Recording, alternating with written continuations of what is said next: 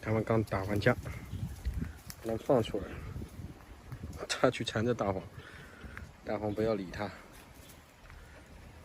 我给它用水稍微洗了一下，然后这个小黄呢，因为它那个耳朵上面有血我就不给它用水洗了，不太好。小黄见到它妈妈那个看，这就是服从，狼性服从。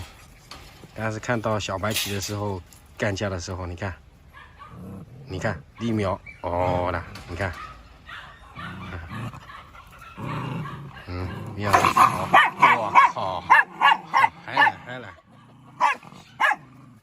小白旗这次给他打上瘾了，看他给他那个占上风了啊，那一家给他占了上风，得了便宜啊，所以他就要干了，信心满满的。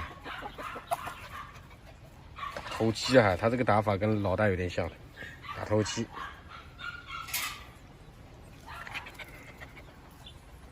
直接话不说就干，有些狗是那个不会先叫脚，一般很少会上。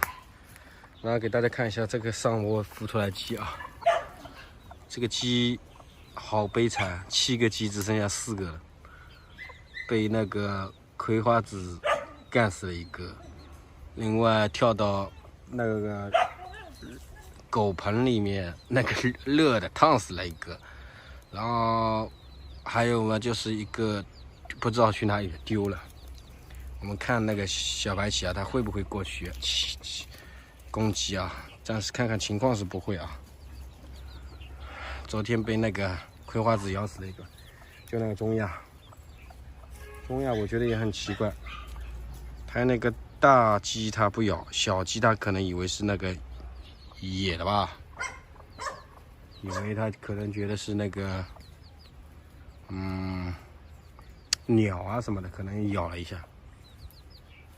你也觉得奇怪，这些小鸡啊，我抓都抓不到，这葵花籽这么笨重的中亚，居然给它一口就给它逮住了，有些时候真觉得奇怪了。这4个小鸡里面，大家看一下，有3个是公鸡。这些鸡真的跟那个鸟很像啊，大家看一下，尾巴很长的它们。往上面去了，待会儿小白旗不知道会不会咬它们。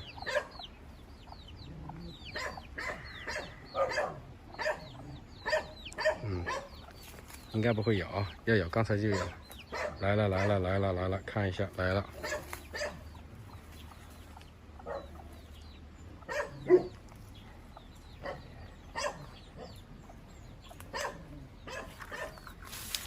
看一下啊，它过来了。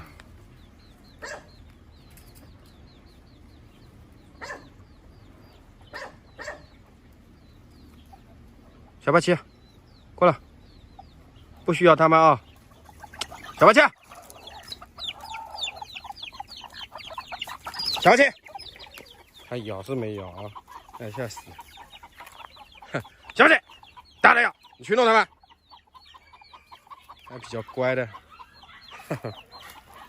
这下就好了，不会咬它们就行。大黄在这里站着看的，大黄很乖的，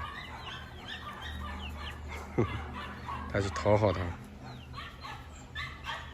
好，今天视频就拍到这里吧，下次再见。